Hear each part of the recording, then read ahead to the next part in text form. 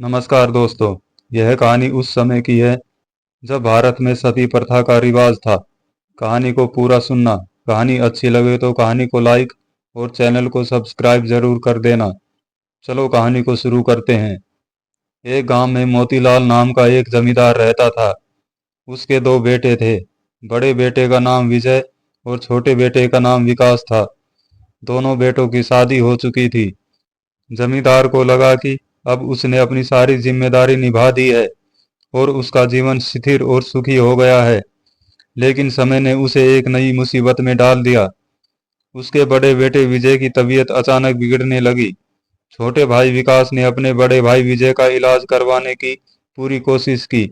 उसने गांव के छोटे मोटे डॉक्टर और शहर के बड़े डॉक्टर से उसका इलाज करवाया, लेकिन विजय की तबीयत में कोई सुधार नहीं हुआ। दिन पर दिन उसकी तबीयत और खराब होती जा रही थी। धीरे धीरे इलाज का खर्च भी बढ़ता जा रहा था। अब डॉक्टर ने भी हाथ खड़े करना शुरू कर दिया। विकास अपने भाई विजय को घर ले आया और घर में ही उसकी देखभाल करने लगा। धीरे धीरे विकास के मन में अपने बड़े भाई के प्रति एक कड़वाहट भरने लगी। एक दिन विकास ने अपनी पत्नी से सलाह मशविरा किया। उसने कहा, यदि बड़ा भाई मर जाए तो हमें उसके इलाज के लिए और पैसे खर्च नहीं करने पड़ेंगे। उसकी पत्नी, जो उसकी सोच में सहभागी हो गई थी, उसने एक भयानक सुझाव दिया। क्यों न किसी वैद्य से बात करके उसे जहर दे दिया जाए। किसी को शक भी नहीं होगा और उसकी मौत को बीमारी का कारण माना जाएगा। विकास ने अपनी पत्नी की बात मान ली और एक झोला छाप वैद्य से संपर्क किया। उसने वैद्य से कहा, जो भी तुम्हारी फीस होगी मैं देने को तैयार हूँ। बस मेरे बड़े भाई को ऐसा जहर दे दो जिससे उसकी मृत्यु हो जाए। लालच और निर्दया से भरे वैद्य ने इस घृणित काम को करना स्वीकार कर लिया। वैद्य ने विजय को रोजाना थोड़ा थोड़ा जहर देना शुरू कर दिया। जहर देने के कारण कुछ दिनों के बाद विजय की मृत्यु हो गई।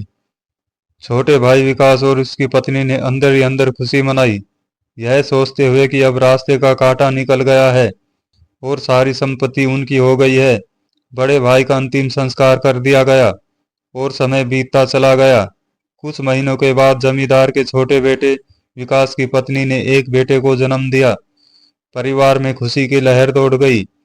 विकास ने बड़े लाड प्यार से अपने बेटे की परवरिश की। समय के साथ वह लड़का जवान हो गया और उसकी शादी भी धूमधाम से कर दी गई। लेकिन खुशी के ये दिन अधिक समय तक नहीं टिक सके।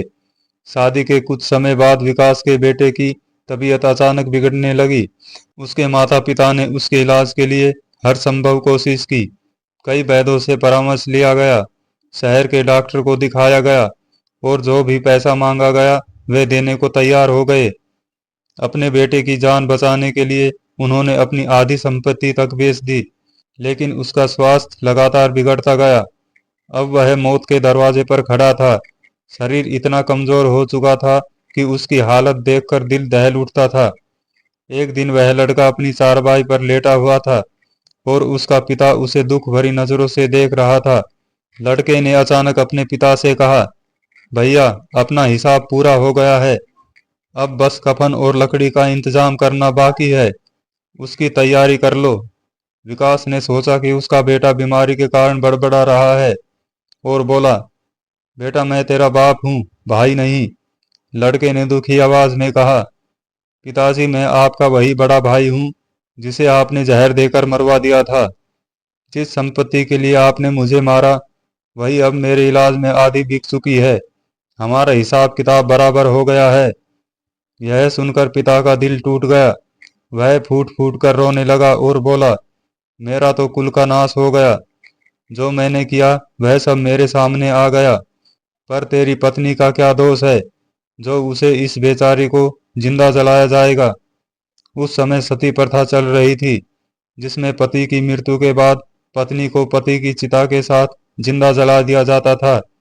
लड़के ने दुख भरी नजरों से अपने पिता को देखा और कहा, पिताजी, वह वैद्य कहाँ है जिसने मुझे जहर खिलाया था।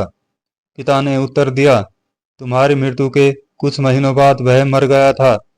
लड़के ने कड़वाहट से हंसते हुए कहा, वह दुष्ट वैद्य आज मेरी पत्नी के रूप में है। मेरे मरने पर उसे भी जिंदा जलाया जाएगा। कहते हैं ऊपर वाले का न्याय अटल होता है। जो जैसा कर्म करता है उसको उसके हिसाब से ही फल मिलता है। जीवन में किए गए कर्मों का हिसाब किताब कहीं न कहीं सामने आ ही जाता है। इसलिए हमें हमेशा अच्छे कर्म ही करनी चाहिए, क्योंकि बुरे समय में किए गए अच्छे कर्म ही काम आते हैं। कहानी सुनने के लिए धन्यवाद।